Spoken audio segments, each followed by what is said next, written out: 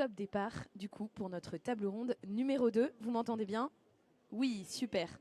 Merci d'être si nombreux avec nous. Pourquoi ce thème des néophytes? Parce qu'aujourd'hui, on assiste à un vrai réveil spirituel. C'est magnifique. De plus en plus de catéchumènes dans nos paroisses, de baptisés, gloire à Dieu.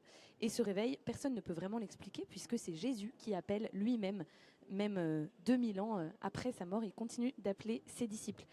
Et pour nous, qui sommes déjà chrétiens, leur parcours est un immense cadeau et nous permettent de redécouvrir que la vie chrétienne, c'est une route longue et belle et qui se vit en communauté. Nous, on a choisi de travailler ce thème en table ronde puisque quand on se met à l'écoute des personnes qui frappent à la porte de l'Église, on se rend compte que le Seigneur appelle beaucoup et que nous, chrétiens, qui sommes dans l'Église depuis un peu plus de temps, parfois, on a du mal à bien les accueillir, à bien les orienter, à honorer leurs questions, à les aider à y rester longtemps et à s'y sentir bien. S'il y a beaucoup de bruit, on fera du bruit après. S'il y a beaucoup de personnes qui vont jusqu'au baptême, il y en a aussi beaucoup qui se perdent en route parfois, qui ne trouvent pas la porte d'entrée ou alors qui ne trouvent pas la bonne, pas au bon moment. Et cela nous rappelle que le chemin est long, difficile et que l'Église se doit d'être accessible, accueillante, audible et crédible afin d'être à la hauteur de la mission que le Christ nous a confiée. Au Congrès Mission, on souhaite vraiment que chacun de nous prenne conscience que la conversion, ce n'est pas un interrupteur avant-après, c'est un chemin qui se vit en communauté. Et Jésus nous a donné des frères et sœurs pour apprendre à le connaître ensemble. Et notre responsabilité en tant que chrétiens, c'est d'aider les personnes à vivre ce chemin. Notre envie, du coup, pour cette table ronde, c'est de nous mettre à l'écoute de personnes qui ont été loin de l'Église, qui ont été loin du Christ, qui se sont sentis appelés et qui ont eu le courage de poursuivre le chemin. Et nous, vraiment, notre désir, c'est de les entendre, de pouvoir entendre leurs témoignages, comprendre leur cheminement, comprendre ce qui les a attirés dans l'Église, ce qui a pu les agacer aussi, et comprendre comment elles ont pu renaître de nouveau après ce long processus, ce long cheminement. Donc le but, voilà, c'est de se mettre à leur écoute et de voir comment nous, en tant que chrétiens, on peut faire pour que l'Église soit accueillante et accompagner du coup ces nouveaux disciples afin que le germe prenne racine et que le néophyte devienne disciple. Dans le titre de la table ronde, on a mis néophyte et on va choisir aujourd'hui, quand je vais parler de néophyte, je vais parler de néophyte au sens large, c'est-à-dire de la personne à partir du moment où elle reçoit la soif de Dieu ou l'appel de Dieu jusqu'au moment où elle est disciple missionnaire. Donc on est vraiment sur néophyte au sens très large du terme. Le but des tables rondes ici, ce n'est pas de donner des réponses toutes faites. C'est d'être à l'écoute, de réfléchir, de susciter la réflexion, de partager nos vécus et nos idées. On a la chance énorme dans cette table ronde. Vous êtes à la meilleure table ronde parce que vous allez avoir 3 témoignages de néophytes. Donc je vous propose qu'on applaudisse hyper fort, puisque c'est la mode dans les tables rondes cette année. Hélène, Marie et Farid. Merci.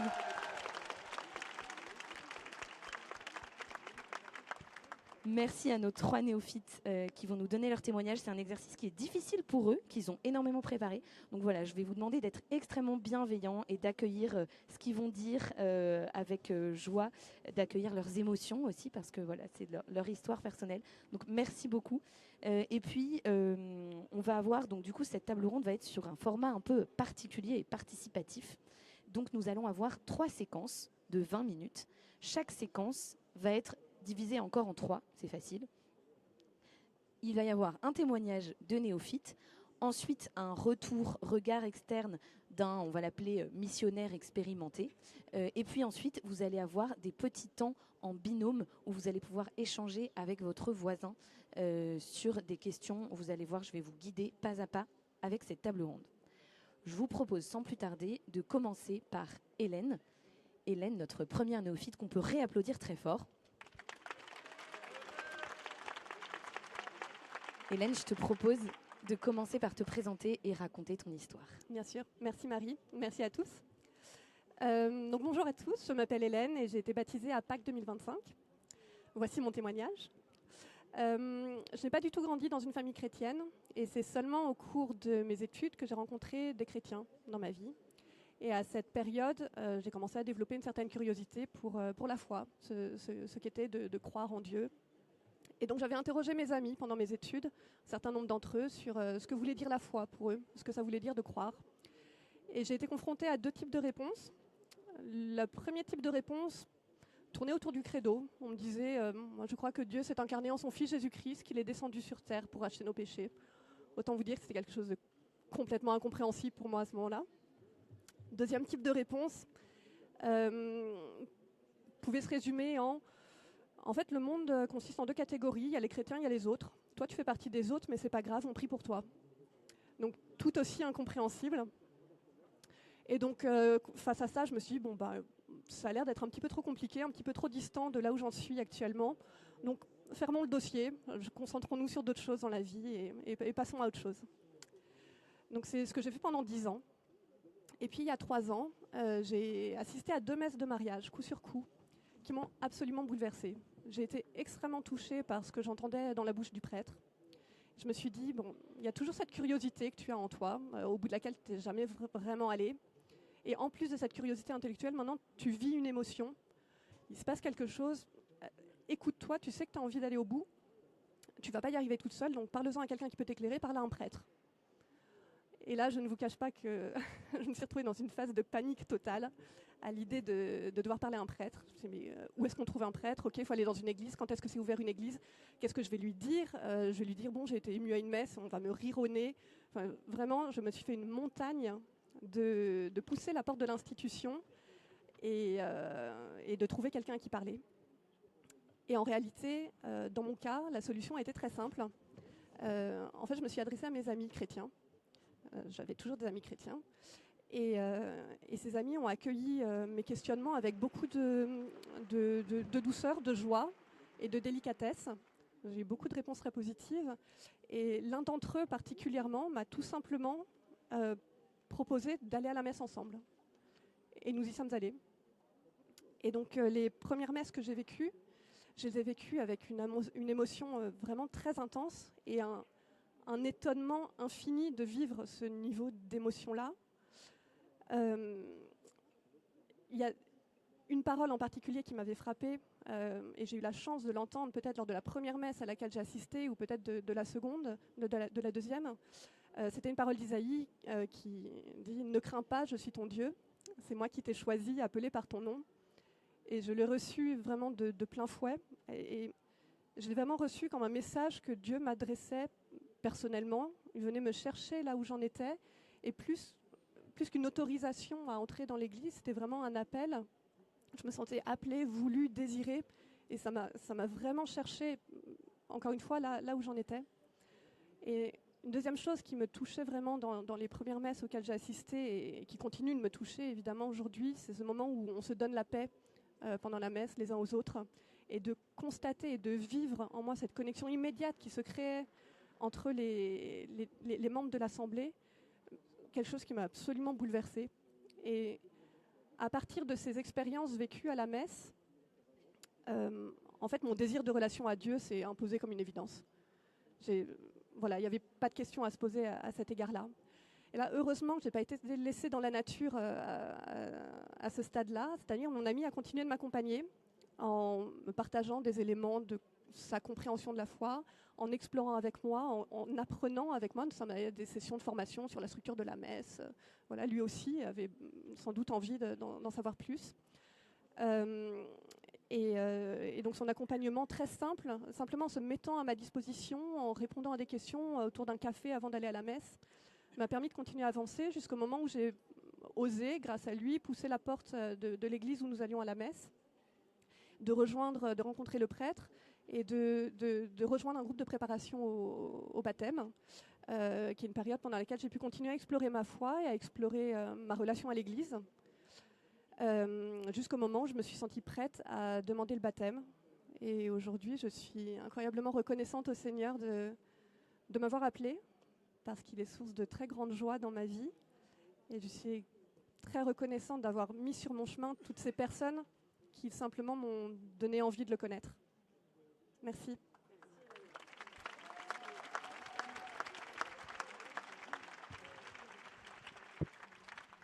Merci Hélène pour ce beau témoignage. Aude Pialou, Bienvenue, tu es bretonne et dans le cadre de ta paroisse à Dinard, tu es laïque en mission et tu mets en place depuis plus de 10 ans de nombreuses initiatives pour être à l'écoute des personnes qui cherchent et leur proposer des lieux de rencontre. Est-ce que tu peux nous dire comment tu te sens après le témoignage d'Hélène et qu'est-ce qui fait écho en toi? Je te remercie Hélène, vraiment de nous avoir ouvert ton cœur et d'avoir accepté de nous donner ce témoignage. Ça nous rappelle à nous qui sommes peut-être plus habitués, qu'il nous faut toujours renouveler notre manière d'écouter ceux qui cherchent Dieu et d'être capable de les accueillir. Et c'est les deux convictions que j'ai envie de vous partager à la lumière de la thématique de cette table ronde. À l'écoute des néophytes, à l'écoute. Comment savoir de quoi ont besoin les chercheurs de Dieu si on ne les écoute pas? C'est ma conviction et c'est celle de notre paroisse de Dinard. Se mettre à l'écoute de l'Esprit Saint, bien sûr, pour la mission, et à l'écoute de ceux vers lesquels on souhaite annoncer la bonne nouvelle. On peut facilement penser que l'on sait faire, qu'on sait quoi annoncer, qu'on sait comment faire, on a le savoir-faire. L'expérience paroissiale que j'ai vécue depuis 10 ans a été pour moi novatrice dans la manière de faire. Il y a 10 ans, le pape François nous demande de sortir aux périphéries. Pour notre curé de l'époque, c'est un électrochoc. En conseil pastoral, alors on se demande quelles sont nos périphéries. Nous avions la conviction que si nous choisissions d'annoncer le Christ à tous, à tout le monde, en réalité, nous ne toucherions personne. Il nous fallait comme une clé d'entrée pour pouvoir annoncer le Christ, nous tourner vers une catégorie de personnes vers lesquelles annoncer Jésus en priorité, persuadés que ça déborderait sur tous. Donc, en conseil pastoral, on identifie quelle est cette clé d'entrée pour aller à la périphérie. En gros, quel est notre écosystème sur notre territoire paroissial? Quelle périphérie le Seigneur nous envoie? Notre choix, c'est alors tourner vers les familles des écoles primaires de l'enseignement catholique. En Bretagne, une très grande majorité de familles scolarisent encore ses enfants dans l'enseignement catholique sans pour autant être croyants, avoir la foi. Une fois qu'on a fait ce discernement de la clé d'entrée vers laquelle annoncer la bonne nouvelle, on s'est demandé, mais en fait, de quoi ont besoin ces personnes pour qu'on leur annonce la bonne nouvelle? Et c'est là que la question de l'écoute est entrée en jeu. Si on allait à l'écoute de nos périphéries. Nous sommes en 2018 et nous élaborons alors un questionnaire, un sondage de 14 questions à destination de cette périphérie, de toutes les personnes qui inscrivent leurs enfants dans l'école catholique. Nous en avons 4 sur notre territoire paroissial. Et nous avons fait passer ce sondage par les directrices d'école, par les catéchistes, par les familles de la paroisse. Parmi ces 14 questions, 2 petites questions se cachaient et elles nous intéressaient particulièrement. À votre avis, pourquoi la plupart des gens ne vont-ils plus à l'église? Et si vous alliez à l'église, qu'est-ce que vous aimeriez y trouver? Le dépouillage a été passionnant. Plus de 100 réponses de personnes qui n'avaient jamais mis les pieds à l'église depuis plusieurs années, ou rarement. Leurs réponses nous ont permis de nous transformer, d'apporter un nouveau discernement à l'écoute de l'Esprit Saint, à leur écoute, pour proposer de nouvelles initiatives missionnaires qui allaient les rejoindre là où elles en sont.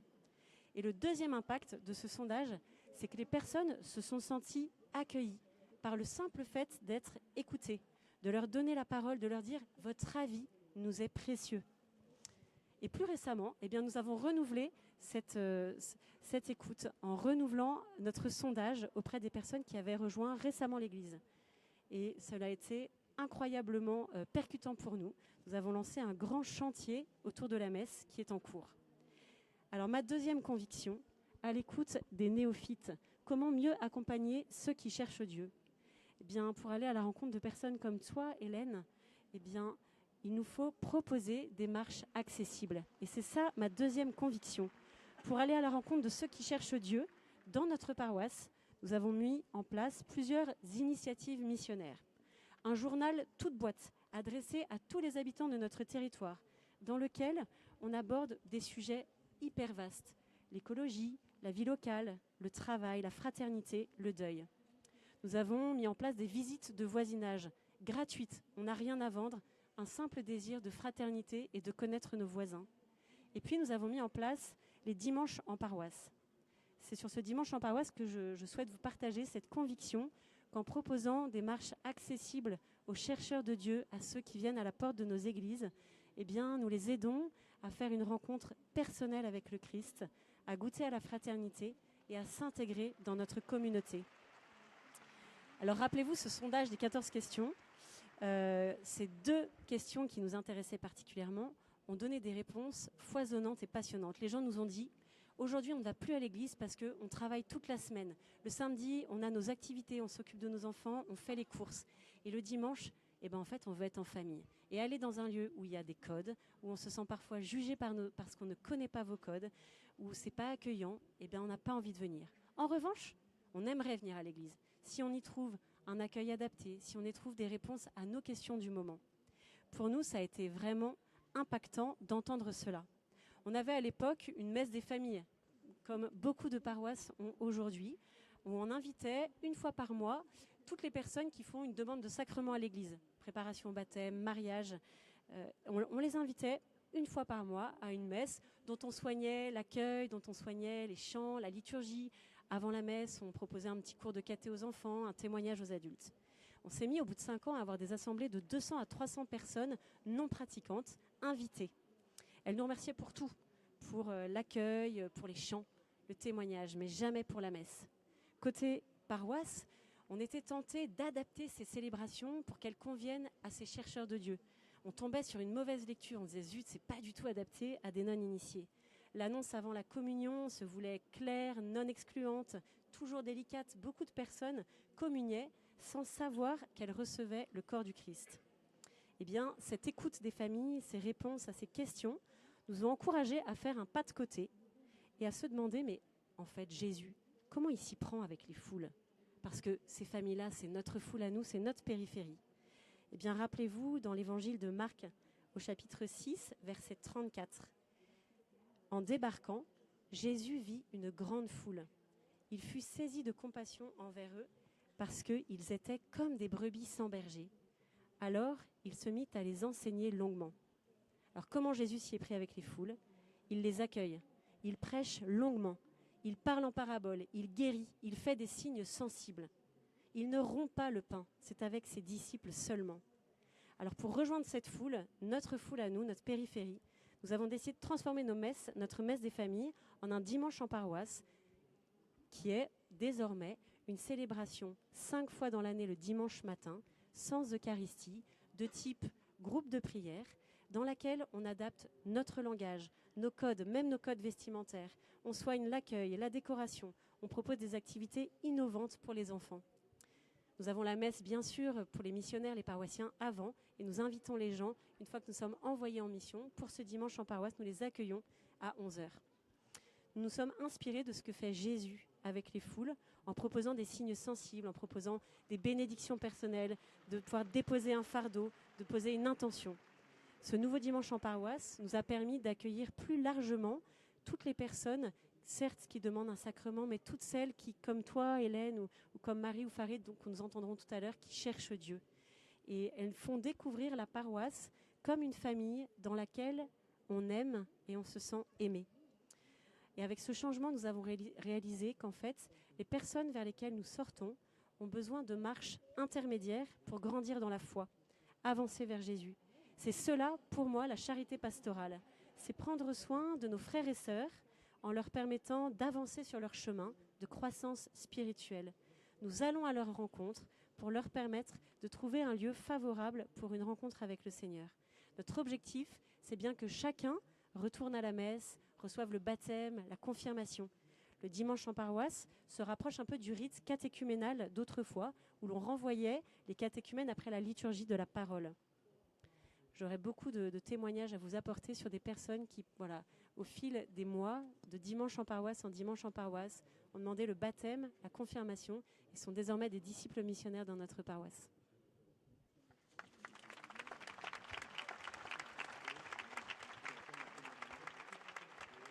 Merci Aude, merci Hélène. Si vous voulez vous aussi mettre en place des dimanches en paroisse, vous pouvez aller à la pépinière d'initiatives missionnaires, vous inspirer d'initiatives comme celle dont Aude vient de nous parler ou d'autres pour pouvoir à votre tour sur votre territoire vous mettre à l'écoute de ceux qui cherchent et que la montagne haute dont parlait Hélène tout à l'heure devienne une petite colline ou une petite marche accessible.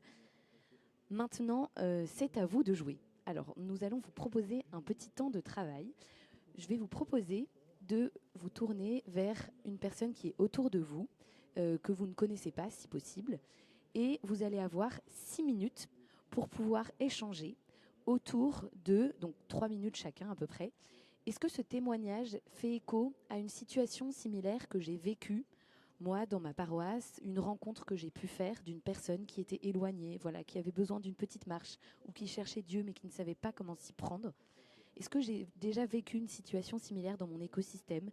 Et quelles ont été les pistes de réponse que j'ai pu apporter? Comment j'ai pu me mettre à l'écoute? Comment j'ai pu proposer quelque chose d'accessible? Est-ce que suite à ces échanges et à ces témoignages, ça me donne envie de faire quelque chose? Donc vous allez pouvoir vous mettre en binôme. Il va y avoir 2 challenges pendant ces 6 minutes. Le premier, ça va être de parler à voix basse, comme ça, en chuchotant, pour pas faire trop d'interférences avec les autres tables rondes. Et le deuxième, ça va être de garder quand même un petit bout de vos écouteurs pour que quand je puisse lever la main avec un signe bienveillant pour vous dire que c'est fini, vous puissiez retourner vers moi et entendre les témoignages de Farid, Marie et puis Père Nicolas et Étienne qui vont aussi des choses à vous partager. Donc, nous sommes partis pour 6 minutes. Je vous laisse vous tourner vers un voisin pour partager, suite à ces témoignages, est-ce que vous avez vécu quelque chose de similaire? Qu'est-ce que ça vous donne envie de faire?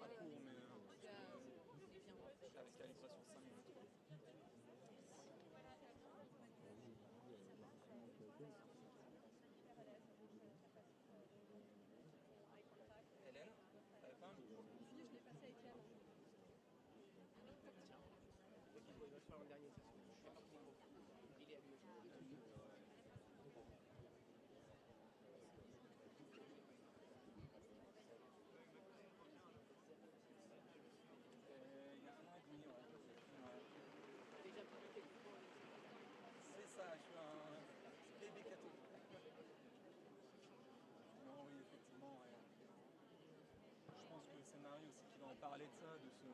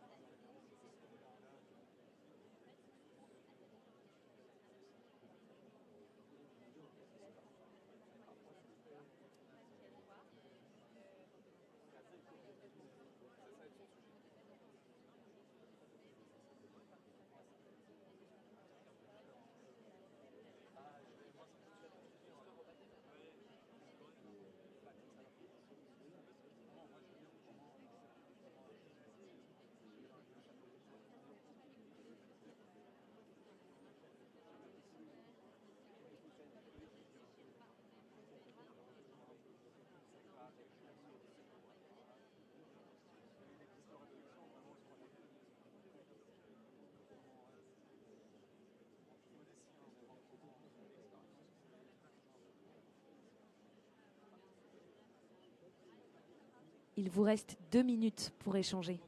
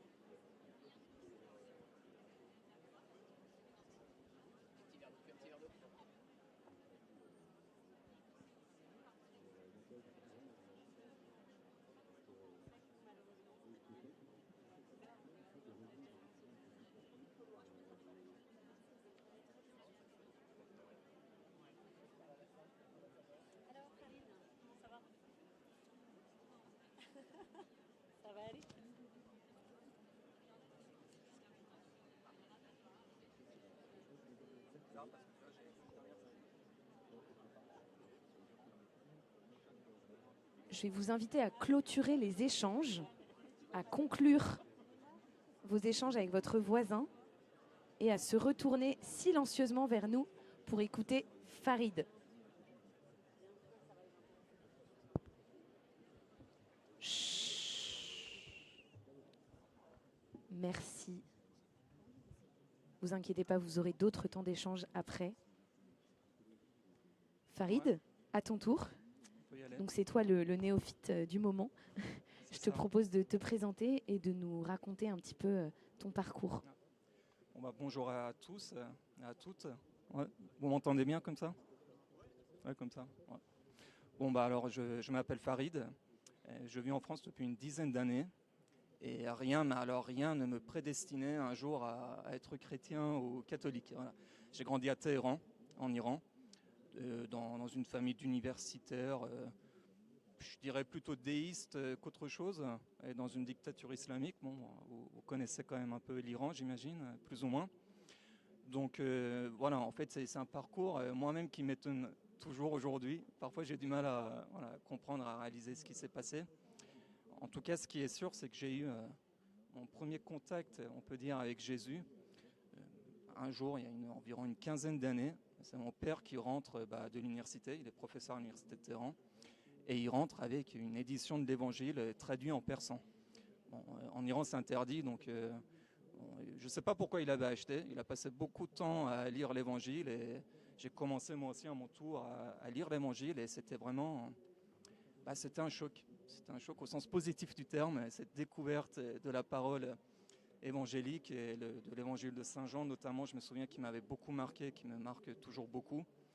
Et c'est le début d'un long cheminement spirituel qui a été à des moments très compliqués. Vous savez, en Iran, les non-chrétiens n'ont pas le droit de mettre leurs pieds dans une église. Donc on a une communauté chrétienne en Iran, arménienne, orthodoxe, mais les non-chrétiens ne peuvent pas aller dans des églises, ils ne peuvent pas aller voir des prêtres. Donc c'est difficile de passer l'étape en Iran, mais là où j'ai eu beaucoup de chance, c'est que ma future femme, qui est juste ici, Maglone, à l'époque, elle est... Vous pouvez l'applaudir. Maglone, à l'époque, on s'est rencontrés en Iran. Elle passait son année de mobilité à Téhéran. Et Maglone est catholique pratiquante. Donc voilà, c'était un peu frustrant parce que tous les dimanches, je l'accompagnais à la messe, mais je ne pouvais pas rentrer. Donc elle me racontait, on avait beaucoup de discussions, beaucoup de débats. Et dans les premières années, c'était une démarche, on va dire, plutôt intellectuelle, parce que de toute façon, je ne pouvais pas le vivre autrement. Mais en fait, le message ne m'a jamais abandonné. J'ai eu quand même l'amour du Christ, une rencontre avec Jésus qui a toujours été très profond par la lecture du texte. Donc voilà, ça fait peut-être un peu plus protestant dit comme ça, mais le texte a eu beaucoup d'influence dans ma vie et catholique maintenant aujourd'hui aussi. Et je lis beaucoup la Bible et voilà, c'est de toute façon comme ça que j'ai découvert cette foi. Et après, quand je suis venu en France en 2017, tout s'est un peu accéléré parce que enfin j'ai pu participer à une messe qui était une très grande découverte. Je trouve la messe, elle est vraiment incroyable. On peut parfois peut-être s'habituer, être un peu, je ne sais pas, peut-être ne pas le vivre comme on devrait le vivre. En plus, moi, c'est mon côté oriental, donc on est parfois un peu trop exagéré peut-être, mais on vit les choses pleinement. Et je trouve la messe, que ce soit la liturgie de la messe, la lecture et les prières, moi, la communion, ça m'a toujours extrêmement touché. Et voilà, je vais vous passer les détails parce qu'on n'a pas le temps, mais moi, j'ai perdu ma mère en 2019. Et là aussi, c'était un moment particulier où je suis rentré dans une église, j'ai prié la Vierge. Et c'est à partir de ce moment où j'avais vraiment envie d'être baptisé. Et c'est là où, en fait, il y a eu des moments compliqués que je voulais partager avec vous. Je pense, c'est là le sujet de notre table ronde. Je ne voulais pas faire une exposé théologique ou philosophique. Et sur l'accueil, à des moments, en fait, c'était tellement compliqué que moi, à la limite, ça m'éloignait de l'église, avec un grand E. Dans le sens où, je vais vous donner deux expériences. Une fois, je vais dans une église, dans un institut catholique à Paris que je nommerai pas, sur la rive gauche, un institut que j'aime beaucoup d'ailleurs, et je vois le prêtre après la messe et je lui demande, je suis dans cette démarche-là et j'aimerais bien être baptisé. Et là, il me dit, écoute, déjà c'est difficile avec notre propre communauté catholique de France, nous on n'est pas trop dans une démarche prosélyte. Bon. je trouvais ça un peu étonnant. Ça va un peu contre la nature missionnaire de l'Église catholique, mais je comprends. Là, je ne suis pas complètement idiot non plus, et je comprenais voilà, les sensibilités que mon parcours, mon profil peuvent causer. Bon, en tout cas, c'était difficile à vivre parce que c'était un peu comme une porte fermée, quoi. Donc je me suis senti un peu éloigné. Et c'est là où j'ai commencé un peu à avoir des pasteurs protestants parce que je voulais aussi faire mon chemin. Je voulais pas faire un choix juste par influence, on va dire, de mon épouse et de ma belle famille, parce que ma belle famille est très pratiquante, donc j'avais comme l'habitude de participer à beaucoup de messes.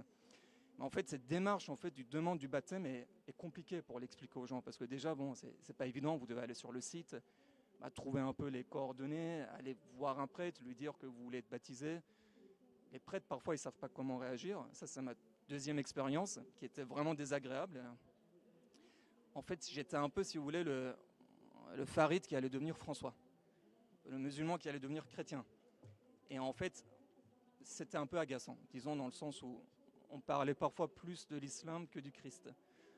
Et donc, je comprends, je ne suis pas du tout dans une logique de jugement, et ça peut être intellectuellement intéressant de toute façon de le faire. Mais voilà, en fait, on me mettait dans une case qui ne correspondait de toute façon pas à ce que j'étais, parce qu'encore une fois, je n'avais pas grandi dans une famille particulièrement pratiquante, et les quartiers à Téhéran dans lesquels j'avais grandi sont plus athées, séculaires et américanisés qu'autre chose. Donc en fait, j'étais un peu étonné. Mais la bonne nouvelle, c'est qu'il y a aussi beaucoup de chrétiens qui vivent leur foi, on va dire simplement, mais justement. Et je pense que c'est là aussi l'un des points essentiels de ce que je voulais dire. C'est parfois on attend tout en fait des prêtres, mais c'est souvent aussi les croyants, la communauté catholique, ça passe aussi beaucoup par vous. Moi, l'une des choses aussi qui m'a donné envie d'être baptisé, d'être chrétien, c'était ma vie avec des chrétiens au Français. Leur vie me donnait envie, en fait, leur vision du monde, leur charité, leur façon de voir les choses. Et en fait, je pense que chaque acte, chaque parole compte beaucoup, et on ne doit pas en fait tout mettre aussi, tout le poids sur le clergé et le prêtre. Certes, le prêtre, il a un rôle indéniable à jouer. Père Nicolas en parlera dans l'accueil, dans la formation des équipes catéchuménales, mais moi j'ai été très touché avec les autres catéchumènes où on a été préparés pour le baptême, par les discussions qu'on a eues, par la façon dont on a vécu ensemble ce chemin, par les prières qu'on a eues ensemble. Donc voilà, c'est un long cheminement avec des hauts et des bas.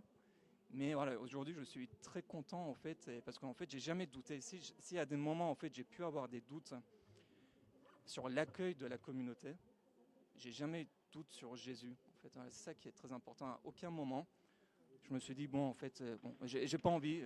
On va rester athée, on va faire comme beaucoup de gens. Non, j'ai été touché par cette grâce. J'ai toujours aimé Jésus, Dieu. J'ai toujours aimé les apôtres. Voilà, j'ai une relation intime avec ces gens. Je ne sais pas comment l'expliquer, mais par la lecture, par la prière. Et, à chaque fois que j'écoute Anima Christi, je suis complètement... Voilà, ça me fait quelque chose. Et après, voilà, c'est aussi pour ça qu'on est là. Il y a une explosion du nombre de catéchumènes, de personnes qui demandent le baptême. Et je pense que c'est à nous aussi de construire ce qui est nécessaire pour les accueillir, pour avoir les bons mots, pour être patient, pour être à l'écoute. C'est très important d'être à l'écoute, de comprendre. C'est pas évident de venir faire cette demande de baptême. Donc, essayez de comprendre les gens et voilà, j'espère que mon témoignage nous aidera dans ce sens pour aller dans cette direction-là. Amen. Merci Farid. Merci. Père Nicolas Rousselot, tu es prêtre dans l'église Saint-Ignace à Paris et tu as l'habitude d'accueillir souvent des personnes qui sont en recherche ou en tout cas qui se posent des questions. Est-ce que tu as découvert quelque chose en écoutant le témoignage de Farid aujourd'hui? Est-ce que tu peux nous dire comment toi tu vis l'accueil des personnes qui frappent à la porte de l'église? Bonjour, j'ai la chance dans l'église où je suis, mon bureau se trouve tout près de la sacristie. Donc je passe ma vie dans l'église. C'est mon antichambre. Et ce que je dirais en accueillant quelqu'un comme Farid, j'ai d'abord un combat spirituel personnel. Si il me dit, comme il vient de le dire, qu'il a été voir 1 ou 2 ou même 3 confrères et il ne s'est pas senti accueilli, moi j'ai ma petite voix, mon petit ego qui monte. Ah, il va voir comme ici on les accueille bien. Oui, Ça, je le sais ça va monter. Et donc, ça semble bizarre, mais pour bien l'accueillir, je dois faire taire en moi une voix. Et nous qui accueillons, peut-être les prêtres, on sait très bien que ce combat spirituel, on le chasse par la porte, il revient par la fenêtre. La vie spirituelle étant toujours une reconquête des territoires, de notre liberté. Et la première chose que je fais quand j'accueille quelqu'un qui vient parler, pas forcément demander le baptême explicitement, c'est que je sois, vous voyez, toutes mes écoutilles sont ouvertes. Oui. La deuxième chose, c'est quand j'accueille quelqu'un comme toi, j'écoute son histoire, et là typiquement, tu me parleras sans doute que tu viens de l'Iran. Je me dis, tu as employé le mot dictature islamique, tu es en France, je me dis une histoire broyée. Et là, je suis comme Moïse, je déchausse mes sandales. Je suis dans une terre sacrée. En toute écoute, mais si j'entends une histoire comme la tienne, même si c'est par allusion, je fais très très attention. Ça peut être quelqu'un qui vit en France, mais qui est un accidenté de la vie. Je me rappelle un catéchumène qui regardait toujours les yeux, vous voyez, vers le ciel. Il avait du mal. Et là, il faut tout faire pour que la personne expérimente un accueil inconditionnel. Et puis on prie l'Esprit Saint et c'est donné. Autrement, même si la personne me dit des choses un peu que je trouve bizarres ou pas ajustées sur l'Église, sur Dieu, sur l'histoire des chrétiens, je dis c'est pas grave. Je ne me dis pas attention, il va voir, on va redresser tout ça. Non, je ne dis pas ça. Il est cru dans ce qu'il raconte. Et puis s'il dit ça, peut-être qu'il a des choses sensées derrière. J'ai retrouvé une phrase qui m'a marqué il y a pas mal d'années de ça. C'est un père de chez nous, moi je suis père jésuite. Il dit « Au plus secret de nous-mêmes, il y a un désir tenace d'exister avec ce que le Seigneur nous a donné d'être. Exister par nous-mêmes et non par procuration. » Ce que j'aimerais beaucoup, c'est quand j'accueille spécialement quelqu'un qui vient vers l'Église, et c'est qu'ils vivent pas par procuration. Que j'arrive par mon écoute à le rejoindre à ce point nodal, qu'il existe par lui-même. Et peut-être ça fait des années qu'il cherche et c'est pas encore venu. Et tout ce que je peux lui offrir comme service au nom de l'Église, c'est il a une chance d'exister par lui-même, avec tout ce que le Seigneur lui a donné. Je dirais aussi, il se peut qu'en rencontrant, enfin j'aurai plusieurs exemples, la personne ne me parle pas de Dieu ou pas vraiment. Alors je me dis, est-ce que cette personne a fait une rencontre consciente du Seigneur? Mais il faut que je fasse très attention parce que quelquefois elle n'est pas formulée, parce qu'il n'y a pas les mots de l'intériorité, mais elle existe. Elle existe. Oui. Alors quelquefois ça peut être un sentiment d'appartenance, de fait de retrouver la lignée familiale, mais il faut beaucoup de patience. Mais très souvent, elle est là. Je suis très sensible en écoutant les gens à l'enfance. Il y a des gens qui sont athées, peut-être tu pourrais le dire dans ton contexte, mais des gens qui sont athées et en fait, ils ont fait une expérience spirituelle quand ils étaient enfants. Mais ils ont 35-40 ans, ils sont devant vous.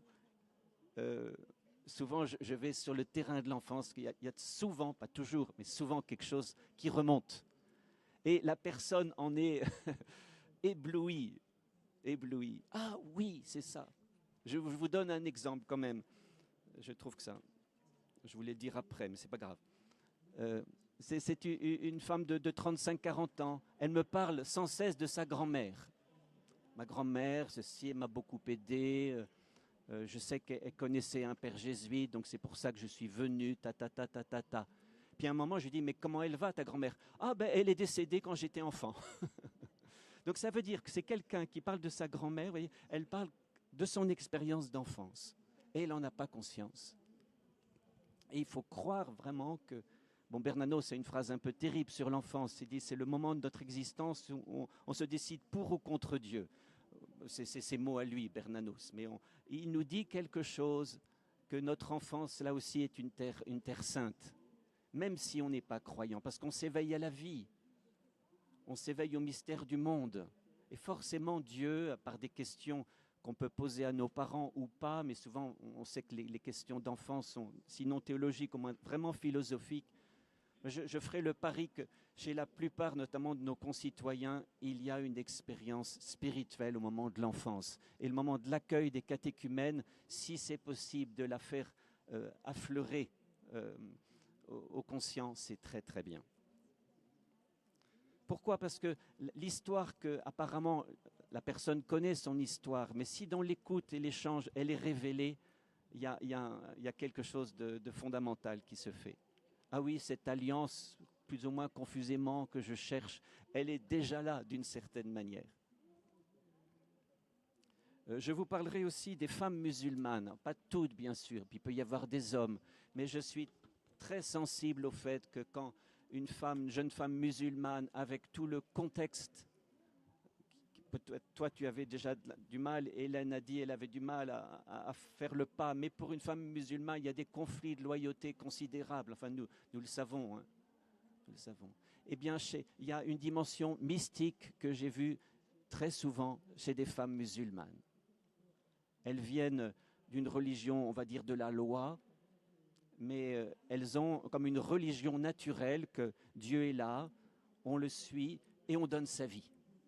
On donne sa vie, à la manière d'une maman, à la manière on tient la maison, etc. Et là, quand il y a le contact, vous voyez, de ce contexte avec l'Évangile, avec le Dieu d'amour, alors là, c'est des expériences qu'on peut nous décrire que je ne peux pas le dire, mais beaucoup de gens qui vont dans mon église n'ont pas connu. On n'a envie peut-être pas de leur donner le baptême la semaine suivante, mais on est quand même impressionnés. Et pour nous prêtres, dans le contexte français, de voir que Dieu nous précède par des histoires improbables, c'est les plus grandes espérances que nous pouvons vivre, au moins comme prêtres et comme fidèles. Qu'est-ce que je dirais encore? Un dernier mot. Un dernier mot. Nous, là où je suis, il y a avant le catéchuménat un groupe de regardants. C'est-à-dire que tu peux vivre avec nous, mais sans prendre ton engagement. Tu viens et tu vois. Je crois que cette espèce de sas aide beaucoup. Et puis aussi, il y en a qui ne sont même pas prêts à rejoindre un groupe. Donc, l'idéal, c'est de garder un lien d'une manière ou d'une autre avec un livre, un site internet, et puis ils peuvent revenir pour faire le point. Et puis, dernière chose, donc, il y a dans notre équipe de responsables du catéchuménat, depuis cette année, nous avons deux néophytes qui ont été baptisés il y a l'un d'eux et l'autre de 3 ans. Et je remarque dans la rentrée de cette année, le fait que votre responsable vous dit ben moi j'ai été baptisé il y a 2 ans. Et ça rapproche, il y a un visage très familier. Alors, je vous remercie. Merci Père Nicolas, merci Farid.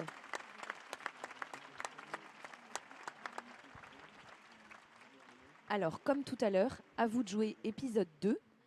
Je vais vous proposer de vous retourner vers un autre voisin, peut-être pas la personne avec qui vous avez échangé tout à l'heure, et de prendre 5 minutes cette fois, toujours en parlant à voix basse comme ça, et en étant attentif à ma main pour vous dire que c'est la fin, de vous dire, voilà, à travers ce qu'a dit Farid, à travers les exemples que le Père Nicolas Rousselot nous a partagés, est-ce que ça fait écho à un moment où moi, j'ai été accueillie dans une communauté chrétienne, ou alors ou à un moment où j'ai été en position d'accueillir quelqu'un qui frappait à la porte.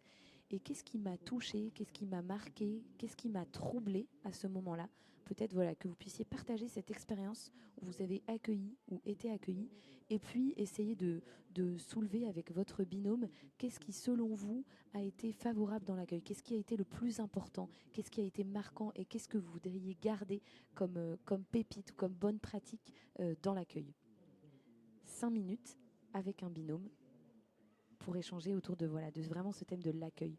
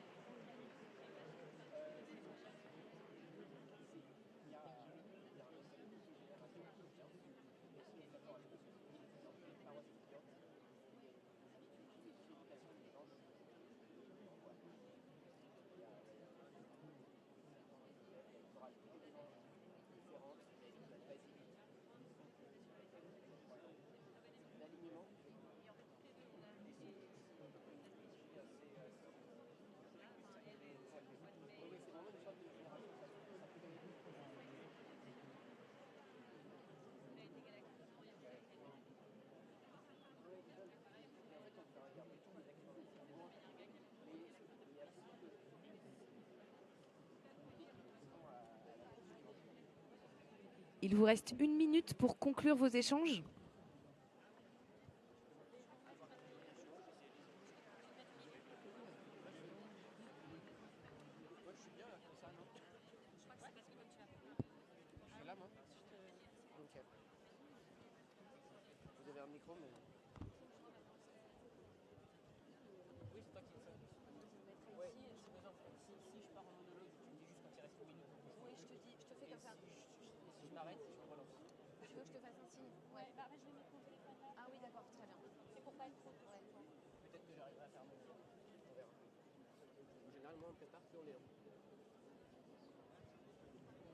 La technique, c'est tu le colles au menton, en fait, il pense plus. Tu le colles comme ça. Comme ça. Ouais, et si tu as le contact, c'est là, tu penses plus et tu te concentres sur son truc.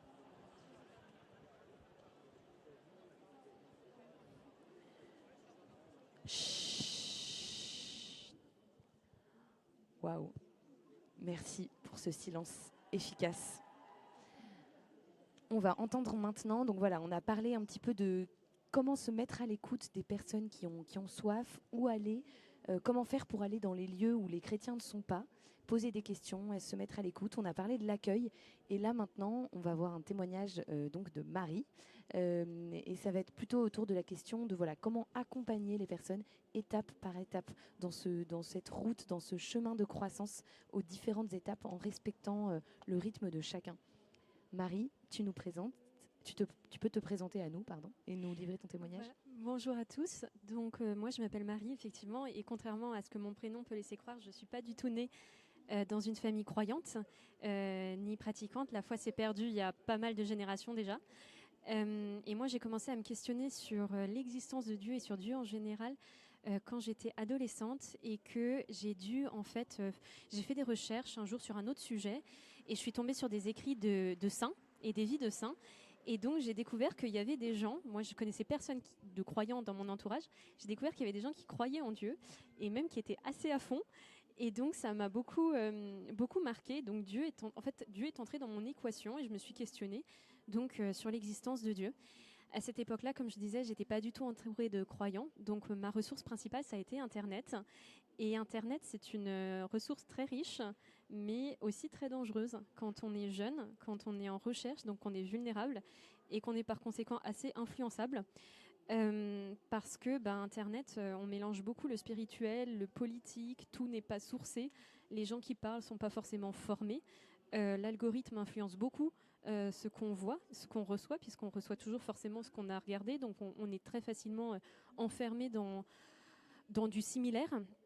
Et puis, en fait, c'est aussi un lieu où il y a beaucoup de violence entre chrétiens, dans des sections commentaires notamment, et donc où il y a des débats assez virulents. Et moi, je me souviens donc avoir beaucoup cherché, beaucoup lu les sections commentaires, et un jour, au bout d'une énième section avec beaucoup d'insultes pour savoir qui aimait mieux Dieu et qui avait mieux compris l'Évangile parmi tous ces chrétiens, je me suis dit, en fait, c'est super beau comme message, c'est vraiment...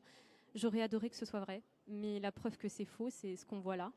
Donc j'ai arrêté clair et net de chercher Dieu à ce moment-là. Et j'ai arrêté pendant un bout de temps.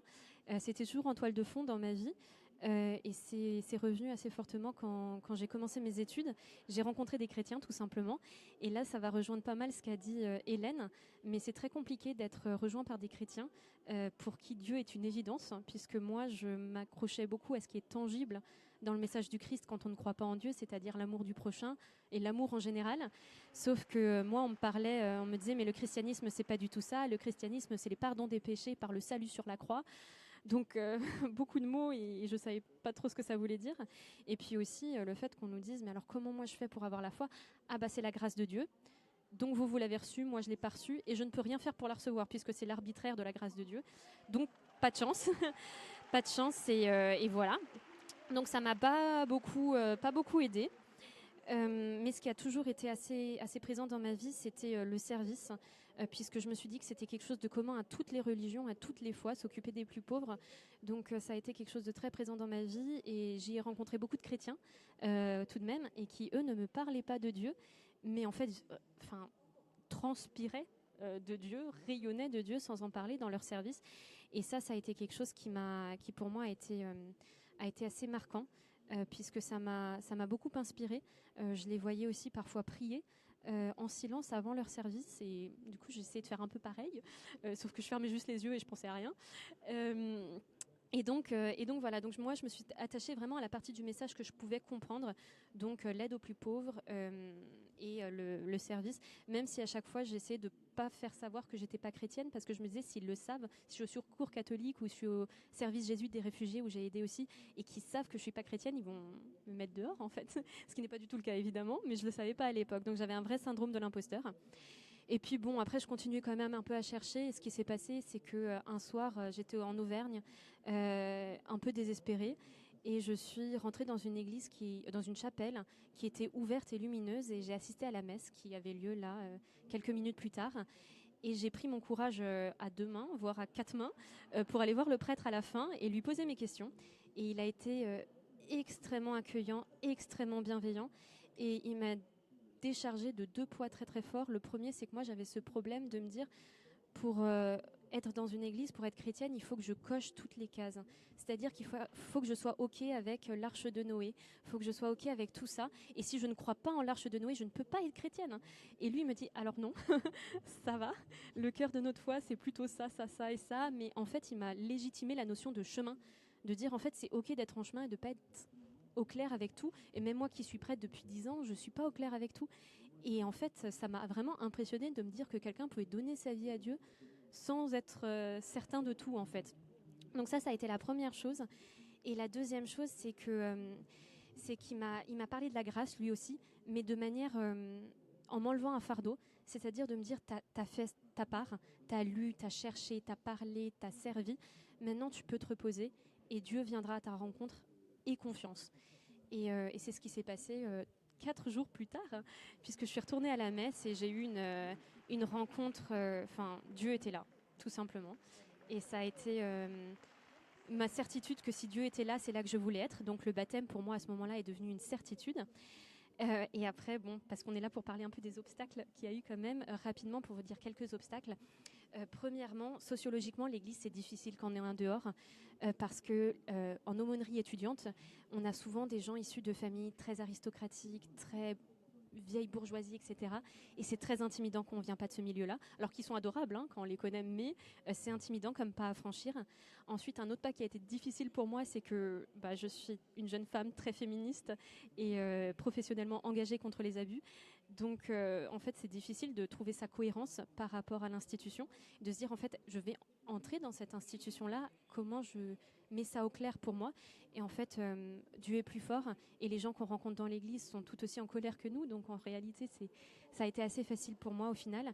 Et puis, pour rejoindre ce que disait Père Nicolas, c'est pas facile de demander le baptême parce qu'on n'a pas les mots de la foi. Donc, on a vécu un truc très particulier à une messe. On ne sait pas trop ce qui nous est arrivé. On doit aller voir un prêtre, on doit lui raconter.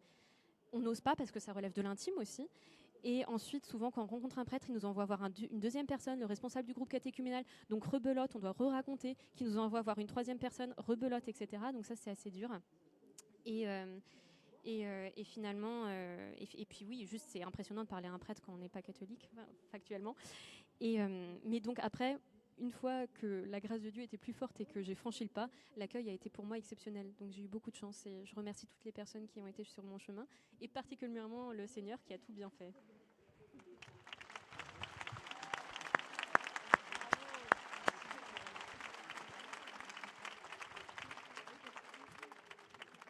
Merci beaucoup Marie.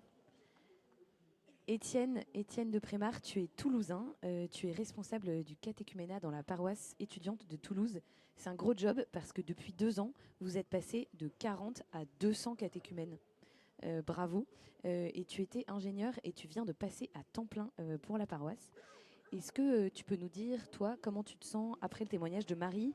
Qu'est-ce que ça fait écho avec ce que tu vis dans la paroisse en accueillant des étudiants qui se posent des questions aussi? Bonjour à tous. Merci Marie pour ce beau témoignage. Effectivement, ce que tu racontes, ce que tu as vécu, c'est vraiment une ces signaux d'alarme qu'on avait mois après mois quand on est passé de 40 à 200, de 40 à 80 la première année. Les catéchumènes arrivaient un par un. Ils avaient beaucoup de mal à se faire leur place dans le groupe. Et puis on réorganisait notre équipe sans cesse. Et donc ils nous disaient, mais en fait, qui doit répondre à mes questions? Est-ce que c'est le prêtre? Ah non, je suis désolé, le prêtre, il n'a plus le temps. Mais du coup, est-ce que c'est le référent? Non, le référent, il est en train d'accueillir le suivant. Ah oui, non, mais du coup, qui? Et donc, toute ma question, c'était, ok, la personne, enfin les catéchumènes, ce qu'ils ont le plus besoin, c'est d'un grand frère ou d'une grande sœur sur le chemin. Quelqu'un qui guide, qui répond aux questions, qui explique que oui, je suis désolé, là, tout le monde est resté debout au moment où on passait à table au dîner. Bah, c'est parce qu'en fait, on bénit. Mais c'est pas très grave si tu es assise, on va s'asseoir, on va bénir assis. Y a pas, enfin, un ensemble de codes qu'on peut un peu avoir. Et c'est que par, je crois, l'amitié qu'on résout tous ces obstacles. Pas tous, mais une bonne partie, je crois vraiment. C'est l'amitié qui les résout. Et donc, on s'est dit, très bien, le catéchuménat à la paroisse étudiante, ça va être un réseau de création d'amitié profonde, d'amitié chrétienne. On se dit, mais le catéchisme, ils vont avoir toute leur vie pour en faire. Par contre, des amitiés, c'est maintenant qu'il faut investir, parce que nous-mêmes, en fait, chrétiens, si on regarde bien un peu notre vie chrétienne, ce qui fait tenir, c'est la famille, c'est les amis, c'est les gens avec qui on partage notre foi, avec qui juste on prend un verre. Ça paraît anodin d'aller dîner, d'avoir un repas après la messe le dimanche, mais en fait c'est ça la vie chrétienne. Et c'est ça qu'on se doit de transmettre. Personne ne va inviter un néophyte ou un catéchumène à la fin de la messe le dimanche s'il ne le connaît pas personnellement. J'avais imaginé un formulaire de demande de messe du dimanche pour les catéchumènes. Alors d'abord, les catéchumènes ne se sentent pas invités, un formulaire ça marche pas, même si moi je suis informaticien, donc les formulaires j'en ai fait, mais il y a Ludivine qui est là qui me dit bah oui, j'en ai envoyé toutes les 3 semaines des formulaires. Bon, ça marche pas. C'est je te connais, j'ai reçu la mission de t'accueillir et pas simplement d'avoir un espèce de place pour toi dans mon emploi du temps. Ça, c'est la porte d'entrée. Souvent, je disais pas mal à des amis cathos, est-ce que tu peux prendre le mercredi soir pour tel catéchumène? Et ils me disent oui, très bien. Puis après, ils se rendent compte que finalement, il n'était pas dispo le mercredi soir. Donc, il a pris le samedi matin. Et puis, en fait, il n'était pas non plus dispo le samedi matin. Il a pris 2 lapins. Donc, il a pris le lundi soir. Puis, il revient me voir. Il me fait, mais en fait, c'est trop. Moi, j'arrive pas. C'était pas l'engagement que j'avais prévu, etc. Mais je dis, en fait, la question, c'est pas est-ce que tu veux lui donner un peu de ton temps? C'est est-ce que tu veux lui ouvrir ta vie, quoi? Est-ce que tu veux lui ouvrir ton foyer, tes amitiés? Et vu comme ça, on compte plus les heures, on prend des rendez-vous, etc. Donc, j'ai vu j'ai combien de temps encore? Encore quelques minutes, mais je peux te poser une question?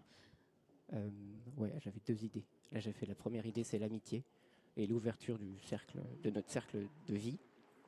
Et l'autre idée, oui, ça c'est l'idée de Vanilly tout à l'heure aussi, mais c'est que on trouve sa place. Non, mais c'est la phrase de Vanilly, mais tant pis. On trouve sa place aussi en se mettant au service. En fait, désolé. C'est vraiment un cadeau sur le chemin d'un catéchumène ou d'un néophyte de lui demander un service, de lui dire mais en fait on a besoin de toi. Je me souviens du samedi matin de Pâques, juste avant les baptêmes. L'évêque qui allait baptiser tous les catéchumènes leur a dit, regardez, il a dit, l'Église vous attend.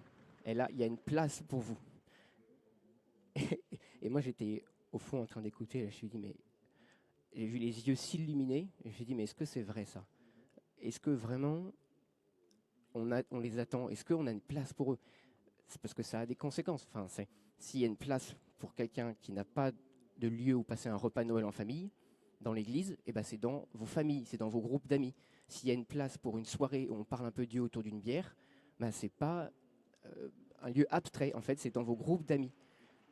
Donc, vraiment, la solution, une des solutions, c'est vraiment d'inviter et aussi d'inviter à servir. Moi, j'ai une Mia qui était là, qui n'est pas là. Dans le chemin du catéchuménat, on s'est dit, mais en fait, la vie chrétienne, c'est aussi une vie de service. Et donc, on a essayé de proposer des maraudes aux catéchumènes. Et assez vite, la moitié des participants aux maraudes, c'était des catéchumènes. Et Mia, elle a pris la responsabilité de 2 soirées de maraude à la paroisse avant même son baptême. En fait, elle a trouvé sa place dans l'église en étant déjà la responsable des cathos dans la vie des maraudes. Et des histoires comme ça, j'en ai plein. Joël qui est responsable de l'équipe Sécu, donc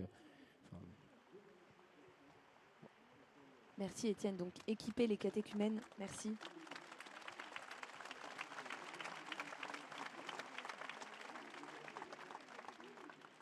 Donc on retient l'idée d'équiper les catéchumènes par l'amitié et puis par le service. Moi, ça m'avait marqué, tu m'avais dit quelque chose en préparant cette table ronde, tu m'avais dit qu'en fait les catéchumènes, c'était les premiers qui étaient envoyés en mission parce que dans leur groupe d'amis, ils avaient beaucoup plus que le chrétien depuis toujours, ils avaient beaucoup plus d'amis qui n'étaient pas croyants. Voilà, ça m'avait marqué que tu m'aies dit ça. Je ne sais pas si tu veux rebondir là-dessus.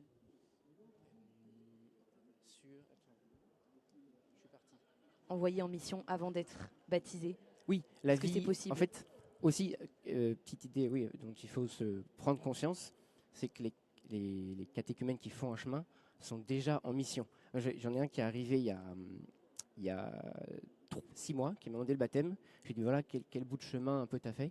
Il m'a dit, en fait, moi, ça fait longtemps que je cherche sur Internet, que je parle un peu à mes amis, etc. Et je suis vraiment vu comme le cateau de service dans ma promo.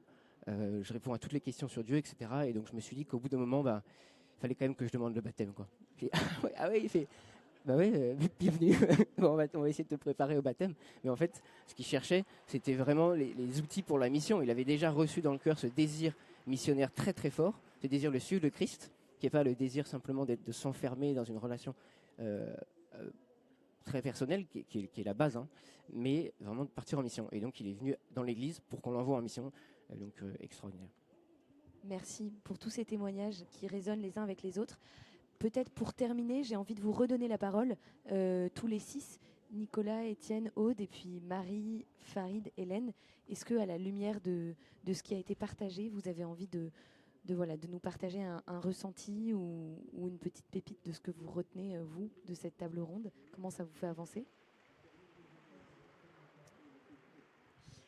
Moi, je suis vraiment dans l'action de grâce pour tous ces néophytes qui nous font bouger, nous, catholiques, qui sommes peut-être tombés dedans quand nous étions bien petits.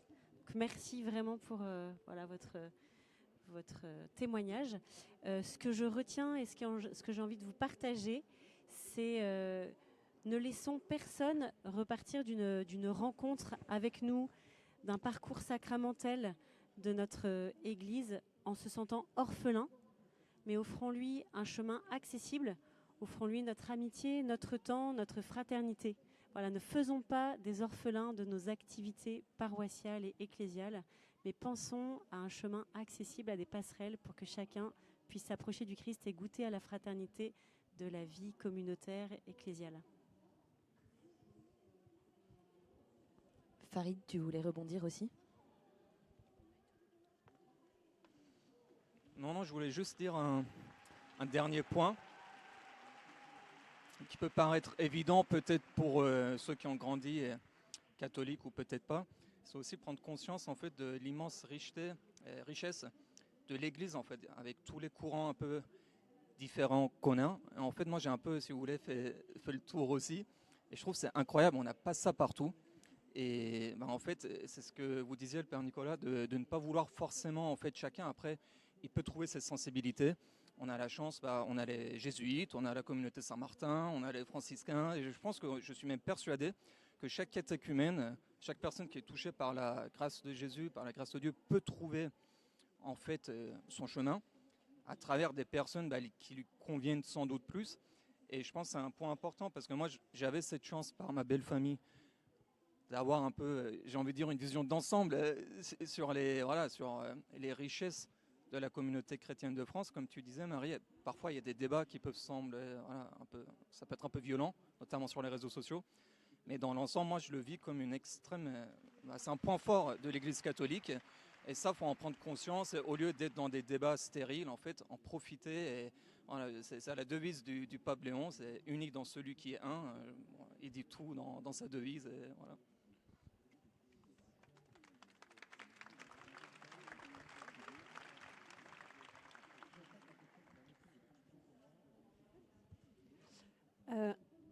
Merci à tous pour vos témoignages. Moi, ce qui me frappe énormément, c'est à quel point on se rejoint tous sur un certain nombre de points. Et j'aimerais surtout m'adresser à vous qui nous écoutez. Et c'est quelque chose qu'on a entendu aujourd'hui. Vous êtes en fait les premiers acteurs du chemin que nous on va faire. Oui, il y a quelque chose d'intime qui se joue en nous, mais j'ai entendu Farid le dire, j'ai entendu Marie le dire, j'ai entendu Étienne le dire, j'ai entendu chacun d'entre vous le dire.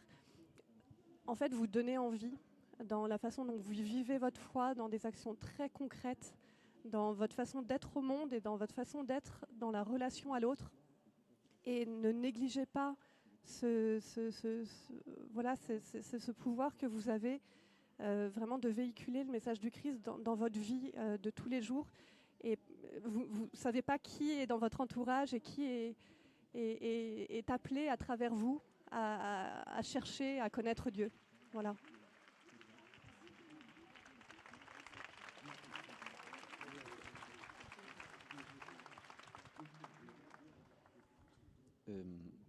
Ce qui me frappe, mais on le sait, mais c'est les 200 qui se préparent à Toulouse. J'ai entendu ce matin parler d'une paroisse parisienne où il y en avait 90 qui avaient chacun un accompagnateur, mais manque de bol, la semaine dernière, il y en a 25 nouveaux qui sont arrivés. Et ma conviction, enfin, en vous écoutant, c'est qu'il faut bien qu'on se prépare. Et je terminerai par quelqu'un d'un diocèse responsable du catéchuménat. Je l'ai entendu dire, nous avons deux problèmes. Le premier, c'est qu'on n'a pas assez d'accompagnateurs formés. Et puis le deuxième problème, c'est que le catéchumène parle de sa vie intérieure, mais le bon chrétien n'a jamais parlé de sa vie intérieure. À quel moment? Et là, il faut une très grosse préparation à avoir. Et le mot de la fin pour Marie? La pression. Non, moi, ce que j'aimerais dire, c'est que ce qui a été très marquant dans mon chemin, c'est l'envie de ne pas déranger. Ça, c'est quelque chose qui est dans ma vie quotidienne. Et donc, c'était difficile d'entrer dans l'église en ayant l'impression que j'allais déranger parce que j'étais pas comme les autres, parce qu'il fallait me trouver un accompagnateur, parce qu'on allait déranger la veillée pascale en mettant un baptême, alors que bon, on aurait pu être plus court sans faire de baptême, etc. Et donc, moi, ça me touche énormément. Maintenant, en pensant à celle que j'étais il y a 5 ans, qui avait peur de déranger, de me dire, mais l'église, il y a un congrès et on donne une place pour parler de nous. Et en fait, on ne dérange pas. Vous êtes contents qu'on soit là. Et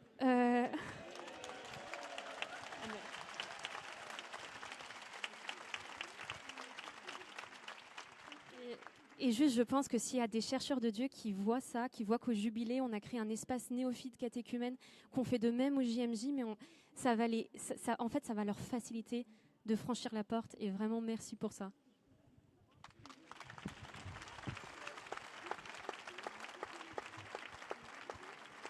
Un immense merci, particulièrement à Marie, Farid et Hélène. Je crois que vraiment on peut les réapplaudir. Je voudrais qu'on soit la table ronde qui applaudit le plus fort les néophytes.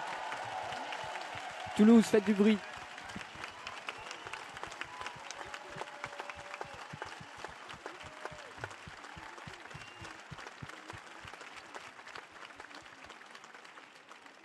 Sont déjà envoyés en mission et ils sont repartis dans la foule. Merci infiniment à tous les trois de nous avoir partagé vos témoignages avec autant d'authenticité.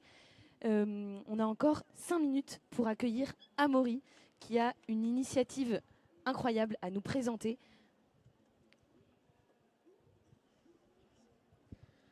Bon alors bonjour à tous, j'espère être la cerise sur le gâteau plutôt que le cheveu sur la soupe. Donc si vous êtes encore avec moi, je vous demande de me faire coucou comme ça. Génial, vous êtes trop forts. Et j'ai envie de vous dire aussi que vous êtes très beaux et que je vois en vous le volcan missionnaire qui se réveille en France. Dieu prépare quelque chose de grand pour son Église. Je voudrais qu'on s'applaudisse vraiment ensemble.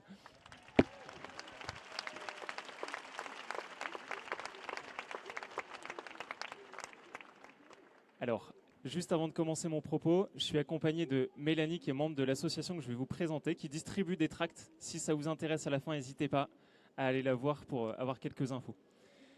Donc moi, je m'appelle Amaury, j'ai 26 ans, je travaille à Paris. Et je vais vous raconter une histoire un peu particulière d'une initiative qu'on a créée avec un ami. Alors il y a plus d'1 an, cet ami, qui s'appelle Mayol, s'est lancé dans l'évangélisation sur les réseaux sociaux.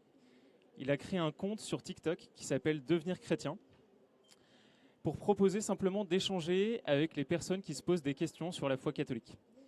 Et à sa très grande surprise, un compte TikTok très confidentiel, il a reçu des centaines de messages de gens qui avaient soif d'échanger sur Dieu. Il était complètement dépassé. Et ces gens-là, il a voulu les accompagner un peu plus loin que l'échange qu'il avait avec eux sur Internet. Il s'est dit, mais en fait, il faut que je leur trouve une communauté locale, proche de chez eux, pour qu'ils puissent découvrir le trésor qu'est la messe, qu'ils puissent rencontrer des chrétiens qui pratiquent leur foi avec lui. Et là, problème. Quand on reçoit des messages de toute la France, on essaye de contacter les paroisses, mais on ne sait pas qui contacter dans la paroisse. Et ça fait très écho avec tout ce qu'on vient d'entendre à l'instant. En fait, est-ce qu'on contacte le prêtre, qui est souvent hyper débordé, qui n'a pas trop le temps de s'occuper de ça? La secrétaire de paroisse, elle n'a pas forcément le temps d'aller prendre un café avec tout le monde. Donc, on est un peu démunis. Et donc, cet ami, Mayol, au cours d'un dîner, me partage ce problème. Et là, je me dis, mais en fait, il faut qu'on crée un réseau qui couvre toute la France, avec des bénévoles, missionnaires, qui, dans leur paroisse, acceptent d'accueillir des gens qui viennent d'Internet, pour aller à la messe avec eux, pour les introduire dans leur paroisse, pour prendre des cafés, des dîners, et créer ce lien d'amitié dont parlait Étienne, que je trouve très juste et que je partage énormément. Alors, aujourd'hui, ce réseau, il a bien grandi. On est 500 missionnaires partout en France. Il nous en faut plein d'autres, donc je vous invite évidemment à nous rejoindre. 500 missionnaires qui sont aujourd'hui coordonnés par une équipe de 20 bénévoles. On a aussi besoin de monde pour nous aider, donc n'hésitez pas. Mais moi, ce qui me tient à cœur aujourd'hui, c'est surtout de vous partager 2 histoires qui font tout le sens de notre engagement au réseau Charles de Foucauld. D'abord, la première histoire, c'est celle de Théo. Théo, il a 21 ans, il habite à Périgueux, dans le sud-ouest. Il avait soif de découvrir Dieu, il nous a trouvés sur les réseaux sociaux et il nous a envoyé ce message. Bonjour, j'essaye d'aller à la messe le dimanche. Je ne suis pas baptisé et je ne sais pas qui approcher et quand pour aborder les démarches. Je viens d'une famille athée depuis la génération de mes parents, donc personne pour me guider. Merci beaucoup pour ton aide. Ce cri d'alarme de Théo, il a résonné dans l'histoire de Frédéric. Frédéric, il a 37 ans, il habite aussi à Périgueux, il travaille dans l'informatique et pour se détendre, il fait de l'art martial médiéval. Et Frédéric, il est arrivé à la foi à 33 ans. Il est tombé aussi sur nos comptes réseaux sociaux et cette mission-là a résonné avec son histoire. Il n'a pas hésité très longtemps, il s'est inscrit au réseau Charles de Foucauld pour devenir volontaire. Et le 27 octobre dernier, Frédéric et Théo ont pris contact grâce au réseau Charles de Foucauld qui les a mis en relation. Désormais, Théo va pouvoir être accompagné pour aller à la messe. Il aura quelqu'un pour lui expliquer tout ce qui se passe, quoi faire, pourquoi.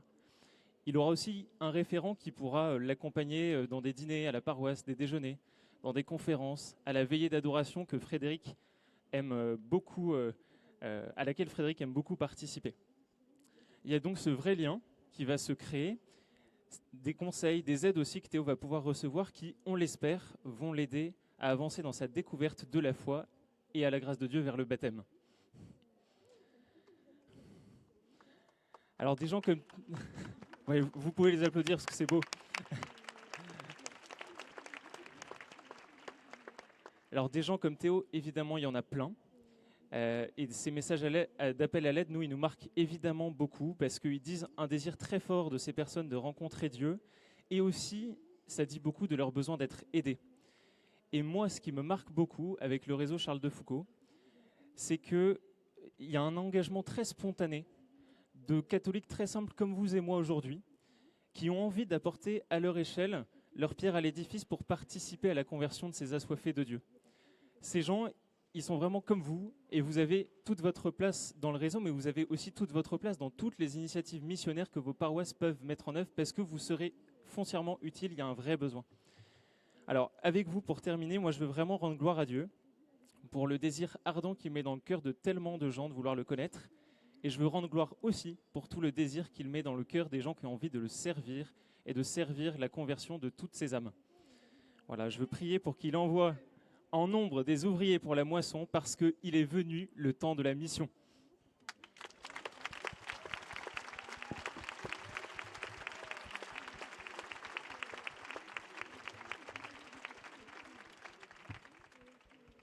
Merci à tous ces témoins, tous ces néophytes. En effet, c'était la cerise sur le gâteau. Il y a un autre round de table ronde à 14h15. Donc voilà, il vous reste un petit temps pour échanger, partager, aller vous restaurer, rencontrer des personnes qui ont soif. Il y en a aussi à Bercy peut-être.